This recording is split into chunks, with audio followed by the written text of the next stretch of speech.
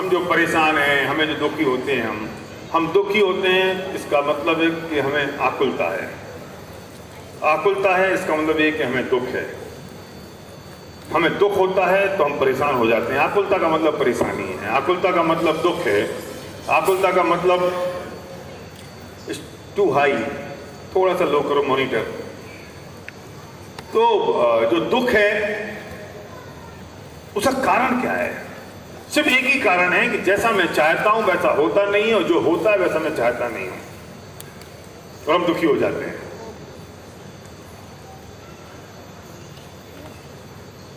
सारी फिलॉसफी और सब कुछ अगर हम समराइज करें, पूरी दुनिया की सारी स्पिरिचुअलिटी को, सारे अध्यात्म को अगर हम समराइज करें और दो लाइन में बोले तो हम ये कह सकते हैं कि जो मैं चाहता हूं वो होता नहीं है, और जो होता है उसे मैं चाहता नहीं हूं।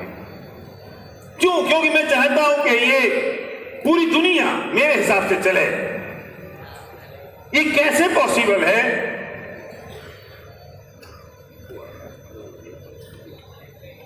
ये कैसे पॉसिबल है कि पूरी दुनिया मेरे हिसाब से चले? कैसे संभव है? क्यों? क्योंकि पूरी दुनिया में जितने लोग हैं, लोग नहीं, सिर्फ जीव नहीं, अजीब भी, जीव जंतु नहीं अकेले, ये पत्थर और मिट्टी भी, हर कण कण भी तो अपने हिसाब से चलाना चाहता है। और सब लोग अगर सबको अपने अपने ढंग से चलाना चाहते हैं तो ये दुनिया किसके हिसाब से चले, ये बताओ। हमारी आकुलता का एक ही कारण है, हमारी परेशानी का सिर्फ एक ही कारण है, हम जो चाहते हैं वो होता नहीं है, और जो होता है वो हम चाहते नहीं हैं। इसका सॉल्यूशन अगर मैं एक लाइन में कहूं तो ये कह सकता हूं कि हम जो चाहते हैं वो सब कुछ नहीं हो सकता, क्योंकि अगर वो सब कुछ हो तो उसके अपने कर्मों का क्या होगा। इसका मतलब समझते हो कि उससे कर्म भी हम ड्राइव कर रहे हैं। इसका मतलब समझते हो कि उसने जो पूर्व में किया और उसने जो कर्म बांधे उसको भी हम ड्राइव करेंगे। कौन कौन करेगा ड्राइव? कौन कौन करेगा? किस किस को करेंगे? मैं चाहता हूं कि बेटा मेरे हिसाब से चले, बेटा चाहता है कि बाप मेरे हिसाब से चले। अब मुझे बताओ कौन किसके हिसाब से चले? इतना ही नहीं है अश्विन, मैं आज चाहता हूं बेटा आज मेरे हिसाब से ऐसा चले, कल ऐसा चले, परसों ऐसा चले, और आज कल और परसों भी नहीं, सुबह ऐसा चले, दोपहर में ऐसा चले और शाम को ऐसा चले। और पत्नी चाहती है कि मेरा पति इसके हिसाब से चले, मेरे हिसाब से चले। तो अब मुझे बताओ कि वो बेटा किसके हिसाब से चले? बहू के हिसाब से चले कि बाप के हिसाब से चले?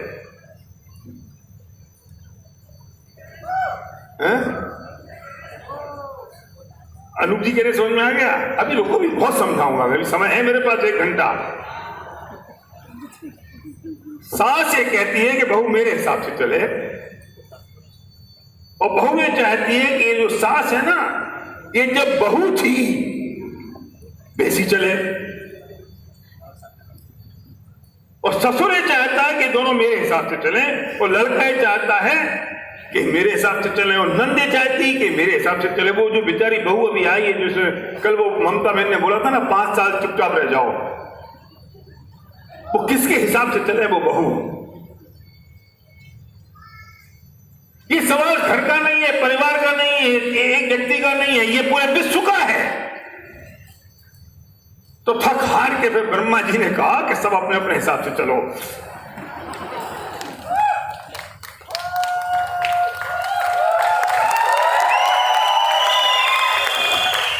हम कंट्रोल, प्रॉब्लम यह है कि हम पूरी दुनिया पे कंट्रोल करना चाहते हैं, और दुनिया का हर व्यक्ति पूरी दुनिया पे कंट्रोल करना चाहता है, व्यक्ति नहीं, कण कण, अजीब भी। और ये भी, ये जो मुड़ा, ये जो यहां से मुड़ा, ये कैसे मुड़ा? मैं चाहता था कि मुड़ जाए और देवेंद्र चाहता था कि ना मुड़े। ये मुड़ना चाहिए कि नहीं मुड़ना चाहिए? इसको अपने हाल पे छोड़ दो। इसकी अपनी योग्यता है, मुड़ना होगा तो ये मुड़ेगा, नहीं मुड़ना होगा नहीं मुड़ेगा। इसके जो कर्म जैसे थे, जैसी इसकी होने की योग्यता थी, वैसा ये हो जाएगा। इससे कोई फर्क पड़ता नहीं है कि मैं क्या चाहता हूं, वो क्या चाहता है। किसी के चाहने से कोई फर्क नहीं पड़ता, किसी के चाहने से कोई फर्क नहीं पड़ता। फर्क इस बात से पड़ता है कि उसकी जो होने की योग्यता है वो वैसी होगी, और उसकी होने की योग्यता उसके कर्माधीन है, उसके उदय के अनुसार है, मेरे और आपके चाहने से नहीं होगा। कल जो बारिश हुई, अंदर बैठे हुए लोग ये सोच रहे थे बहुत बढ़िया हुआ, बारिश हो गई, अब मौसम ठंडा हो जाएगा। और जैसे ही बाहर निकले, अरे अरे बारिश क्यों हो रही है? अरे तुम्हारी चाहत का ठिकाना नहीं है कमबख्तो।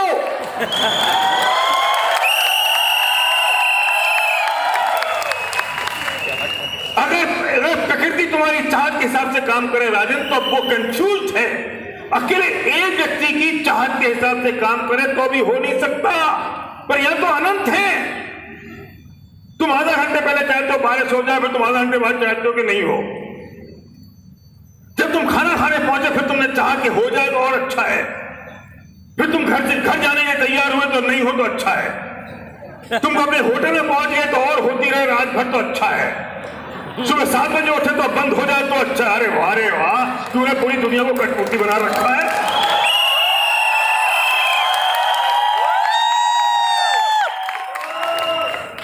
तुम राजा हो गए, तुम शहंशाह। अरे सुनो, हर एक आदमी पूरी दुनिया को कठपुतली बनाना चाहता है। कैसे होगा हसमुख पटेल?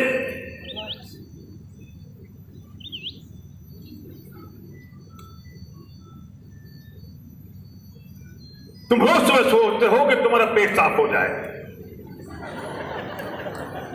एक दिन ज्यादा हो गया, अब तुम सोचते हो क्यों हो गया। कहां कंट्रोल करोगे शरीर? We want to control each and everything at every moment. ज्यादा हो जाएगा तो तुमको तकलीफ है कि अरे इतना ज्यादा क्यों हो गया।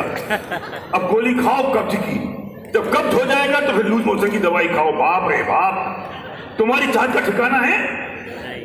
सिंह साहब बताओ मुझे, कोई ठिकाना है? नहीं।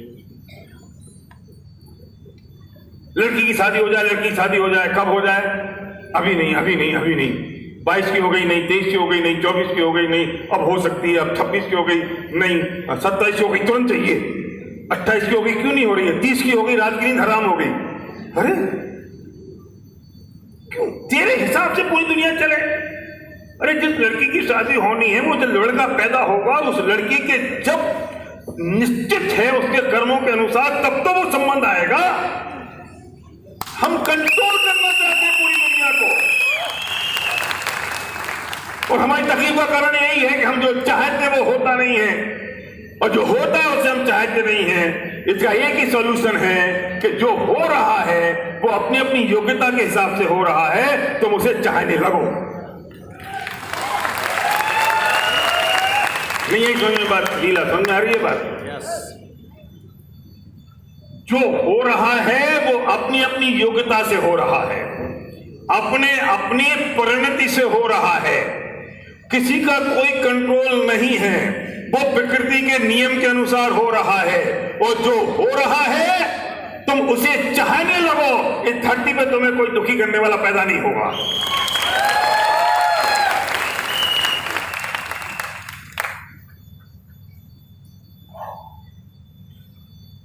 जिसका सेलिब्रेशन हो रहा है वो बहुत खुश है कि आज मेरा सेलिब्रेशन है, उससे मिले 15 मिनट, बहुत खुश है, बहुत एक्साइटेड है। स्टेज पे पहुंचा और जब सेलिब्रेशन हुआ, जब बोलने का नंबर आया तो वहां रह गए 8 मिनट। अरे यार, अरे अभी जब तू 1 मिनट पहले तो एक्साइटेड था, 8 मिनट ही रह गए, अब तो दुखी हो गया। लेकिन जो सबसे पीछे वाला आदमी है वो इतना खुश हो रहा है कि वाह, इसे 8 मिनट बोलने को मिले स्टेज पर। 8 मिनट में दुख है कि तेरी सोच में दुख है?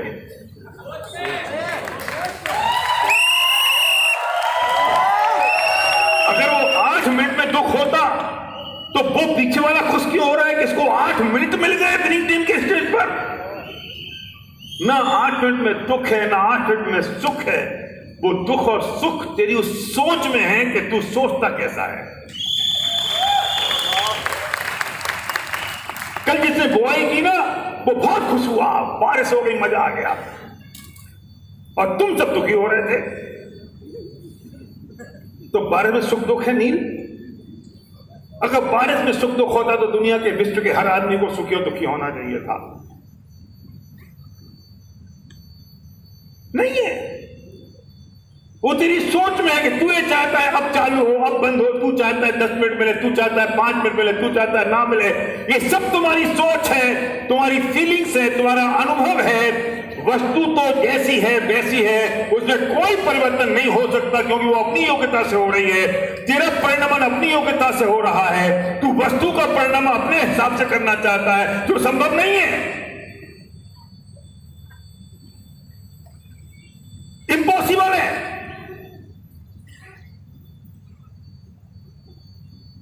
पच्चीस साल का लड़का अगर चला जाए तो हम दुखी होते हैं, और 95 साल का बुढ़ा अगर ना जाए तो हम दुखी होते हैं। अभी मरता क्यों नहीं है? 95 ईयर ओल्ड हो गए हैं, अब जाना तो इनको है, पता नहीं भगवान कब बुला ले, और इनको बहुत तकलीफ है, चले जाएं कोई ठीक है। तो जाने में सुखी है कि दुख हो? तो जो 25 साल का लड़का मरा तब परेशान क्यों हो रहे हो? नहीं, वो मरना भी चाहिए मेरे हिसाब से। मैं जब जाऊं तब मरे, मैं जब जाऊं तब जिंदा रहे, मैं जब जाऊं तब ठीक रहे तबीयत, तेरे हिसाब से होगा। अरे वो जो 25 साल वाला मर गया ना, उसको जिस गति में जाना था वो जगह खाली हो गई है, और ये 95 साल वाले को जहां जाना है वो भी जगह खाली नहीं हुई है।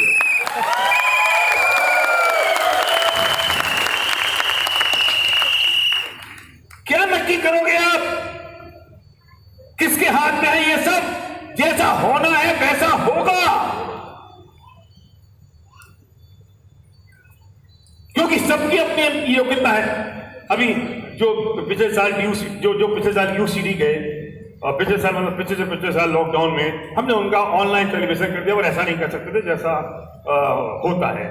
तो डेफिनेटली अभी इतनी जगह तो नहीं है गिल्ड में कि हम उनको भी कर सकें, तो उनको नहीं रखा। कुछ लोगों की रिक्वेस्ट अमित के पास आई कि सर हम लोग का नहीं हुआ तो हम कर दें क्या, हमें होना चाहिए क्या, हमारा करा दो यहाँ पर भी तो अच्छा रहेगा। अब मैंने देखा ग्रेड है, ठीक है, हो सकता है, पॉसिबल है, मेरे से पूछा, मैंने कहा ठीक है कर दो। मैं करने वाला कौन? मैंने किया। सुनो, उनके कर्म उनने इतने अच्छे बांधे थे कि हजारों लोगों के बीच में उनका सेलिब्रेशन दोबारा होना निश्चित था। मैं कौन? आप कौन? प्लीज साहब, मैंने कहा ना इसलिए हो गया। सुन, वो तेरा जो कहना है ना, वो सिर्फ निमित्त था, निश्चित तो अनादिकाल पहले से हो गया था कि निश्चित सेलिब्रेशन होगा तेरा। क्योंकि वो कर्म तो तूने पहले बांधे थे ना, अभी थोड़ी बांध लिए एक दिन में। ये कर्म तो पहले दिन बंधे हुए थे, निश्चित तो था कि इस स्टेज पे सेलिब्रेशन होगा। और हमारा मना करने वाले हम कौन, और हाँ करने वाले हम कौन? ये तो निश्चित था, हमको पता नहीं था। तुम्हारे कहने का निमित्त हुआ, उनके हाँ कहने का निमित्त हुआ, और तुम्हारा सेलिब्रेशन हो गया। अब कोई इसमें दुखी हो जाए, अरे यार मेरा क्यों नहीं हुआ, कोई में खुश हो जाए, अपने कहने पे हो गया। अरे तेरे किसी के कहने पे कुछ नहीं हुआ, वो कण कण निश्चित था कि इस स्टेज पे इस जगह ये वाली पन्नी तुम्हारे सिर के ऊपर गिरेगी, और ये वाली पन्नी इसके सिर के ऊपर गिरेगी, ये निश्चित था। भगवान के ज्ञान में आ गया था। मैं और तुम नक्की करने वाले कौन होते हैं? तो क्या करें? कुछ मत करो, तमाशगीर बन के देखते रहो। जो हो रहा है उसे साक्षी भाव से जानो और देखो, बस। हमारा काम साक्षी भाव से देखने का है, हमारा काम एक्सेप्ट एडिटेज करने का है। जो हो रहा है उसे स्वीकार कर लो, धरती में कोई तुम्हें दुखी नहीं कर पाएगा। जो हो रहा है उसे जान लो और देख लो, कौन दुखी करेगा? बहुत बढ़िया परिभाषा बताता हूं मैं। हम ये तो जानते हैं कि एक पुण्य होता है और एक पाप होता है।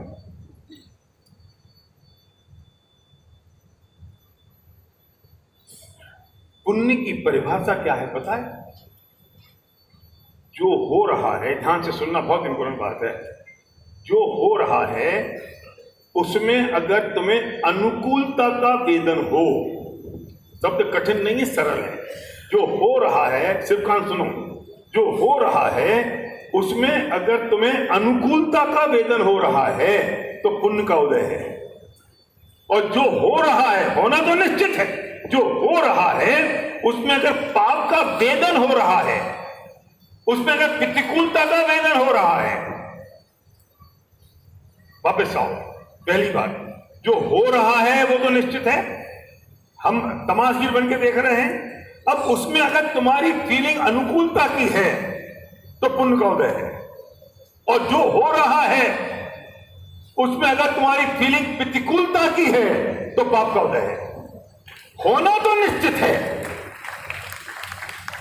सलीम, समझ में आ रही है बात? होना तो निश्चित है ना। चाहे हम इसे ऐसे कर लें कि अल्लाह के ज्ञान में जो आया है, चाहे भगवान के ज्ञान में आया है, ईश्वर के ज्ञान में आया है, राम ने जो देखा है, गुरु ग्रंथ ने देखा है, ईसा मसीह ने जो चाहा है, हम इसे कुछ भी कह लें, उसकी बात हम बाद में करेंगे। लेकिन जो उन्होंने देखा वो तो निश्चित है ना, वो तो डिसाइडेड है ना, वो तो अनादिकाल से निश्चित है, नक्की है। हुई है भाई जो राम रची रखा, अल्लाह की मर्जी ना पत्ता नहीं लगा, व्हाटएवर जो भी बात है वो तो निश्चित है। अब जो कुछ हो रहा है, जो कुछ घट रहा है, इसमें मेरी फीलिंग कैसी है ये इंपॉर्टेंट है। अगर मेरी फीलिंग इसमें प्रतिकूलता की है, मुझे बुरा लग रहा है, मुझे परेशानी हो रही है, तो मेरे पाप का उदय है आकाश। और अगर मैं उसमें अनुकूलता का वेदन कर रहा हूं तो मेरे पुण्य का उदय है। तो निश्चित क्या हो गया? निश्चित क्या हो गया? वेदन। निश्चित क्या हो गया? फीलिंग। निश्चित क्या हो गया? कि आपका महसूस करना। निश्चित क्या हो गया? कि आपका वो निर्णय कि आप कैसा लग रहा है आपको। मैं भी स्टेज पे आ रहा हूं, इतना पसीना मुझे आता है, इतना पसीना मुझे आ रहा है। अब मैं इस पसीने में, हम क्या यार, ये हालत क्या कर रखी बनी कि मैं आज 2-4-5 एसी लगा देते, कुछ और कर देते तो पसीना नहीं आता। तो मेरे पाप का उदय है, पसीना तो आना निश्चित है। और अगर मुझे लग रहा है अच्छा ठीक है पसीना आ रहा है ना, तो कम से कम अंदर ठंडक हो रही है, ड्राईनेस तो नहीं है। तो गृह टीम वालों को जो करना था हमने कर दिया, एसी लगा दिए, पंखे लगा दिए, कूलर लगा दिए, और क्या कर सकते हैं। तो ठीक है, मुझे कोई तकलीफ नहीं है, तो मेरे पुण्य का उदय है। पसीना तो वही का वही है। मनीष पटेल कल यहां से जा रहे थे, गिर गए,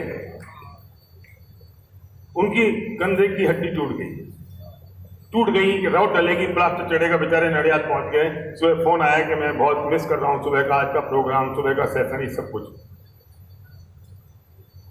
गिर चुके, इट्स हैपेंड। अब उनके पुण्य का उदय है कि पाप का उदय है? आप छूटते ही क्या बोलोगे?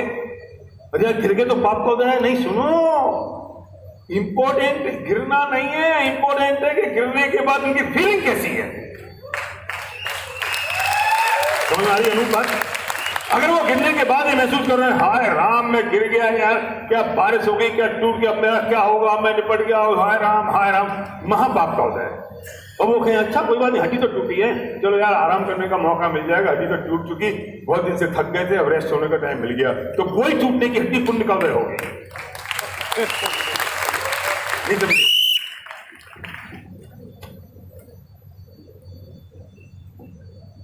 पत्नी है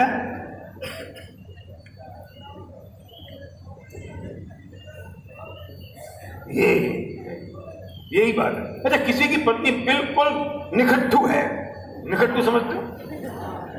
मतलब है कैसी है? पूनम जैसी। तुमने क्या बोला, मैंने सब सुन लिया।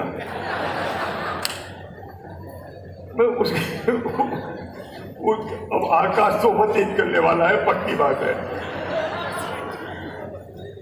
उसकी पत्नी बिल्कुल निखट्टू है, रोज लड़ती है, सुबह से शाम आंख खुलती है, पहले लड़ना शुरू, झगड़ना शुरू, फलाना शुरू, और बेचारा आज भी चुपचाप बैठा रहता है। अभी आदमी के पुण्य का उदय है कि पाप का उदय? Mahesh,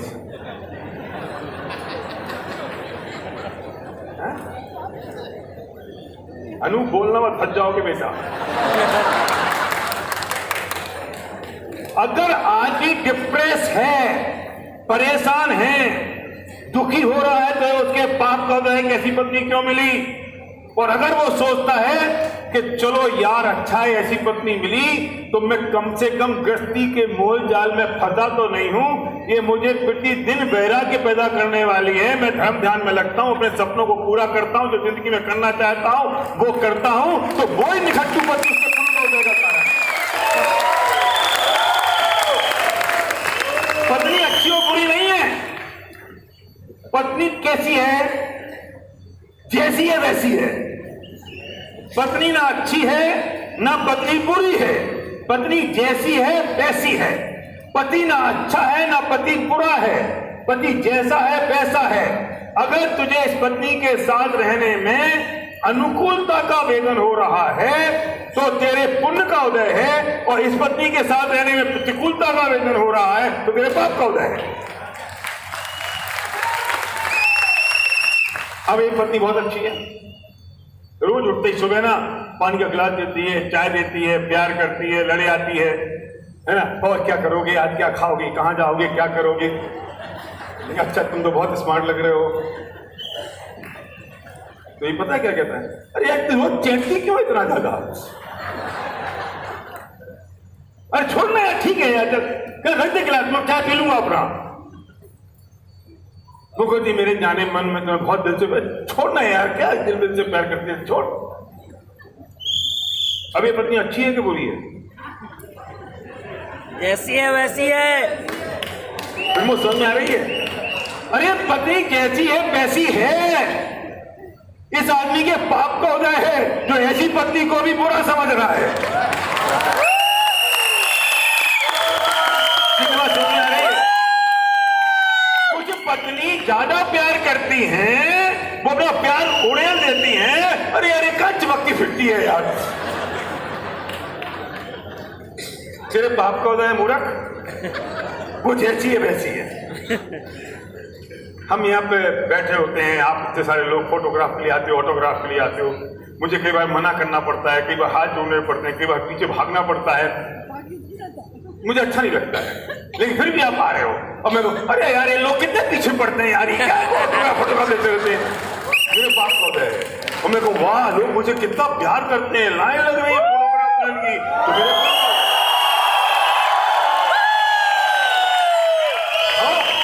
how can I control each of everyone.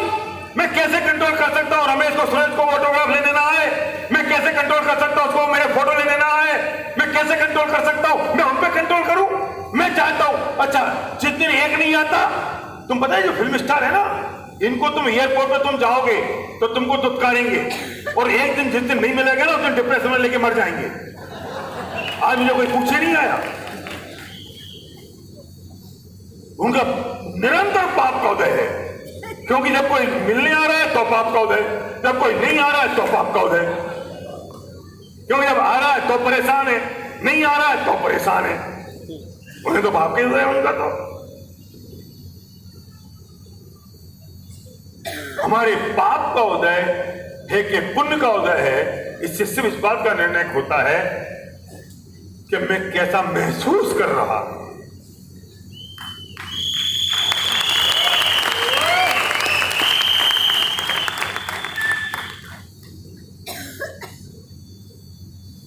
मैं दो लोगों से मिला, दोनों बुजुर्ग थे, दोनों के बच्चे विदेश में थे। एक से मैंने मिला, बच्चे विदेश में हैं, हाँ चले गए, अब हम बुढ़ा बुढ़िया अकेले यहाँ पर हैं और अब क्या करें।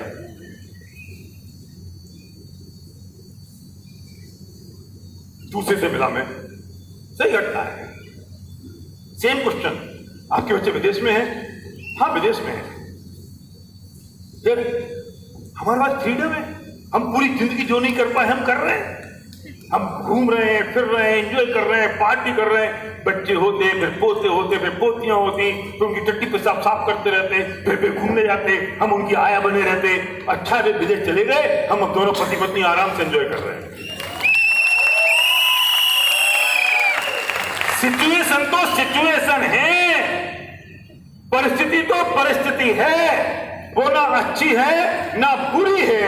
उस परिस्थिति में तू कैसा महसूस कर रहा है, उस महसूस से होता है, उस वेदन से, उसकी फीलिंग से ये पता चलता है कि तेरे पाप का उदय है कि तेरे पुण्य का उदय है। उषा जी, ये जो मयूर है ना, ये ऐसा है, ये पुण्य का उदय है। क्यों बताएं? अगर ये ऐसा नहीं होता तो आप यहां नहीं होती।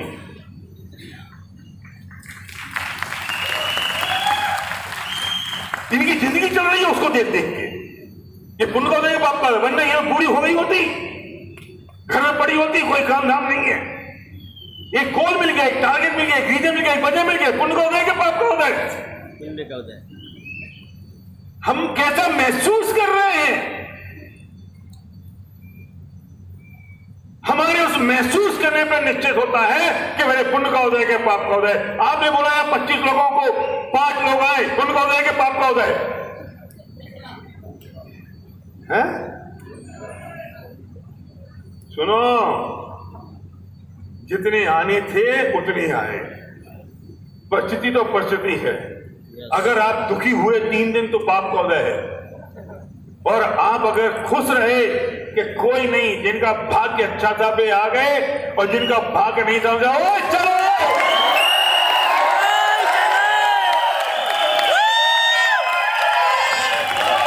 आपके पुण्य का उदय। मेरे में एनर्जी आ गई।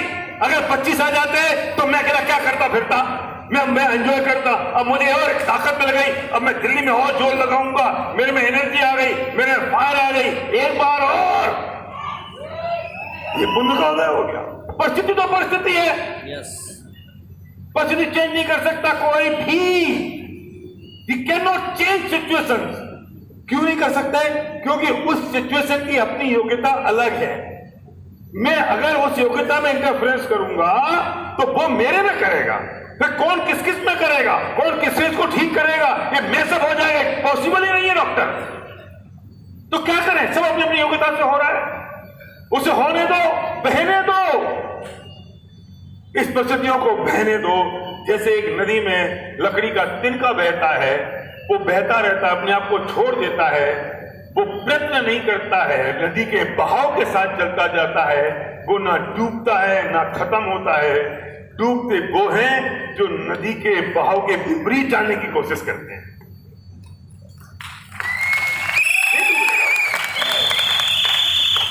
मैं कैसे कर सकता हूं?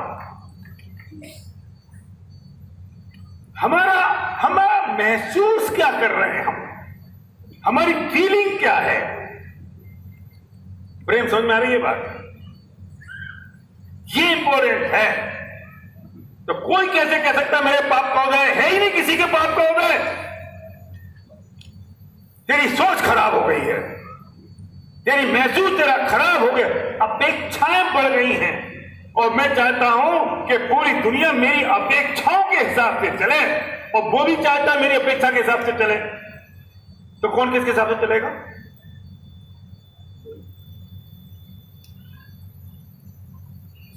मैंने पहले ही एग्जांपल दिया है, मैं दोबारा देता हूं। एक किसान की 2 बेटियां थीं, और एक कुमार के घर ब्याही गई, एक किसान के घर ब्याही गई। और वो पिताजी को फोन करती है, कुमार की बेटी के पिताजी, जरा भगवान से प्रार्थना करना कि ये जो इस बार बारिश थोड़ी सी कम हो, क्योंकि पिछली बार बहुत हुई थी तो मेरे घरे नहीं बन पाए।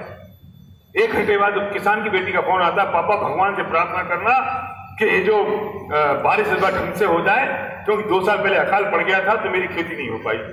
मैं पूछता हूं वो बाप किस लिए प्रार्थना करे कि बेटा सुन, ना मेरी प्रार्थना करने से बारिश आएगी, ना प्रार्थना करने से बारिश रुकेगी। बारिश तो बारिश का काम करेगी।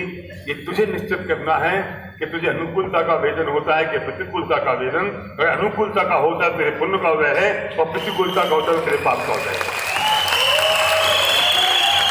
हम कौन है? हम साक्षी भाव से चीजों को जानने और देखने वाले हैं। बस मेरे पास साक्षी भाव है, मैं सिर्फ जानता हूं, देखता हूं, इसके अलावा मेरे पास कोई काम नहीं है। मैं तमाशगीर हूं। एक पिक्चर चल रही है, मैं थिएटर में जाके बैठ गया हूं, और जो चल रहा है मैं उसमें हंस रहा हूं तो मेरे पुण्य का उदय है, मैं उसमें रो रहा हूं तो मेरे पाप का उदय है।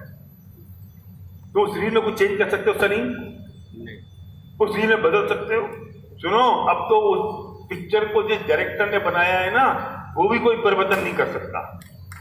वो 7वें नंबर की रील को पहले नंबर पर नहीं ला सकता महावीर सिंह जी, और पहले नंबर की रील को 7वें नंबर पर नहीं ले जा सकता। अब वो भी अगर बैठेगा तो चुपचाप देखता रहेगा। कि क्या हो रहा है, सिर्फ जान लो और देख लो। अच्छा, ये विलेन ने लड़की को पकड़ लिया, जान लो देख लो, उठा के ले गया, तमाशगीर बन के देखते रहो। ये प्यार हो गया, जानते रहो देखते रहो। What you can do? साक्षी भाव से, डिटैचमेंट के साथ, लॉ ऑफ डिटैचमेंट, मूल्यांकन के बिना। हम मूल्यांकन करते हैं, हमारे पास दो चीजों का मूल्यांकन। ये बात मैं वो कहने जा रहा हूं जो मैंने अमेरिका में कही अभी। हम दो चीजों का मूल्यांकन कर रहे हैं। कोई भी चीज देखिए ये अच्छा है या बुरा है, और दूसरा मूल्यांकन करेंगे ये अपना है या पराया है। बस दो मूल्यांकन है हमारे पास। एक ना समझ आ रही है। मैं किसी भी चीज को देखता हूं, तुम खाना खाने जाओगे, ये खाना अच्छा है या बुरा है, क्यों कर रहे हो? तुम्हारे कहने से बदल जाएगा। वो जो मेनू बन चुका है, जो खाना बन गया, वही मिलना है। मीठी दाल है तो मीठी दाल है, आकाश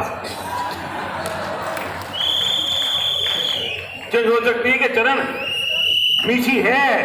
अब बेटा तुम्हें अगर तकलीफ हो रही है तो पाप को दे, दाल तो दाल है। और तुम्हें अगर प्रसन्नता हो रही, वाह इतने दिन तक तीखी खा रहे थे, आज मीठी खाने को मिली तो पुण्य कहो दे।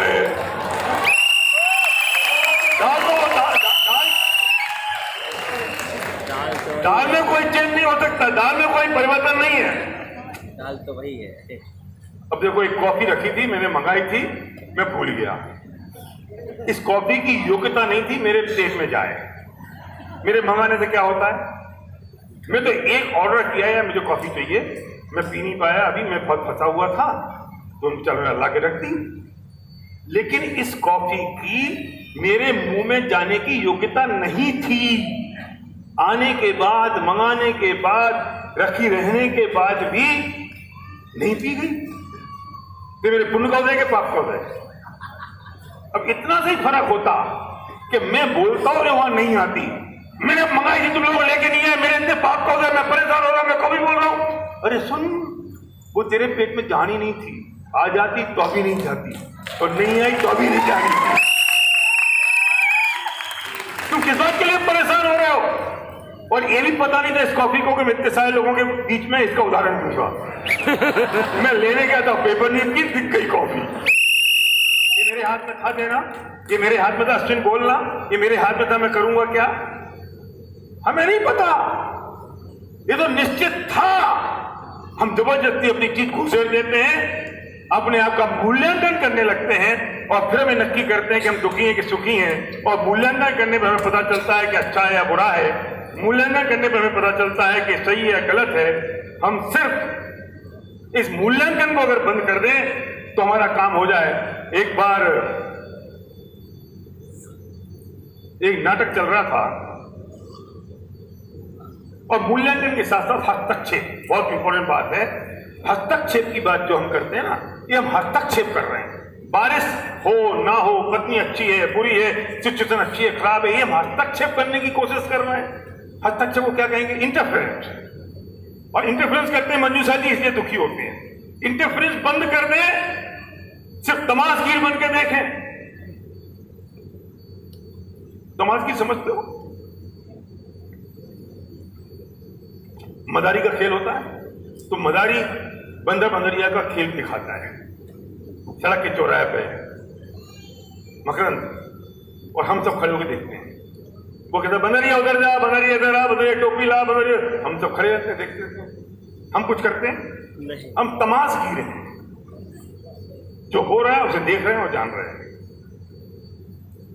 हमारा काम तमाशगीर बन के देखने का है, लेकिन हम बन गए हैं मदारी। हम मदारी बन गए हैं। हम हर चीजों को अपने हिसाब से चलाना चाहते हैं।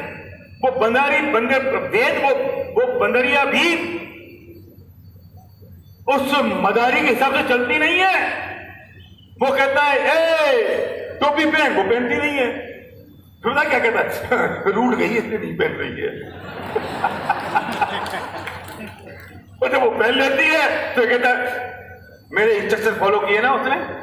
हम भी ऐसे हो गए हैं मदारी, जो हो जाता है हम कहते हैं कि इस पूरी दुनिया ने मेरे इंस्ट्रक्शन फॉलो किए, और जो नहीं होता है हम कहते हैं सब रूठ गए हैं मेरे से।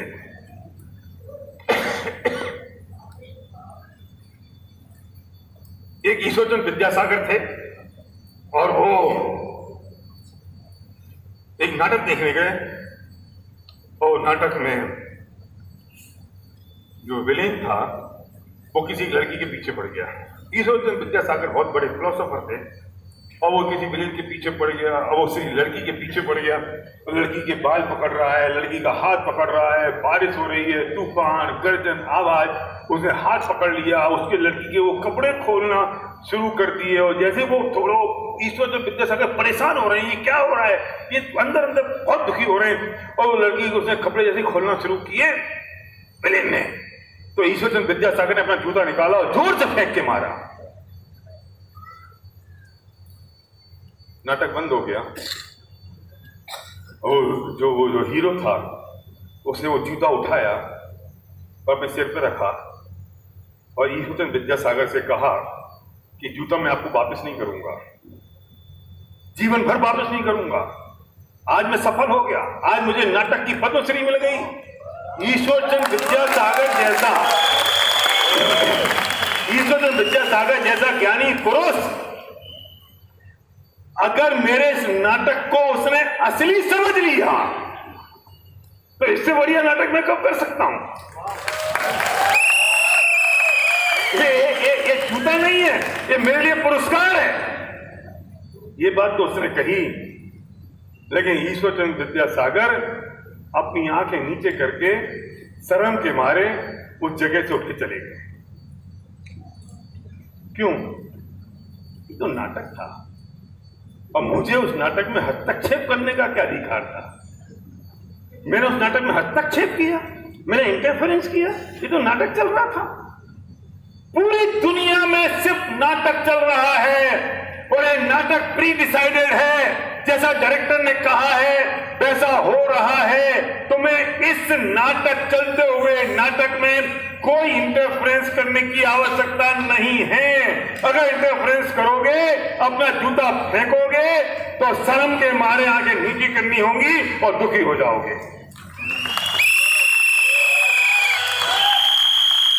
हमारे इंटरफेरेंस करने से कुछ होता नहीं है। सहज हो जाओ, साक्षी भाव में रहो, तटस्थ हो जाओ, चीजों को जानो और देखो, तमाशगीर बन के, मदारी बन के नहीं। इस धरती पे कोई तुम्हें दुखी करने वाला नहीं होगा।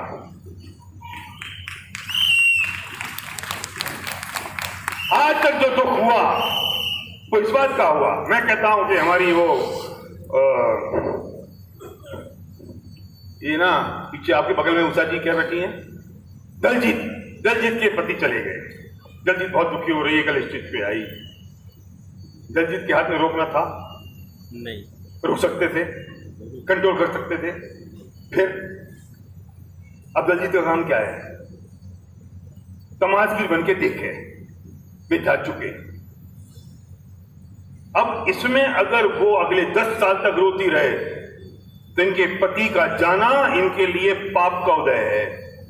और अगर ये उसमें ये अनुभूति करे, वो जाना था, जा चुके, हो चुका, मैं सिर्फ तमाशगीर बन के उसे जान रही हूं और देख रही हूं, मेरे हाथ में कुछ नहीं है, मुझे जो अपने जीवन में करना है वो मुझे करना है, बात खत्म। तो इस परिस्थिति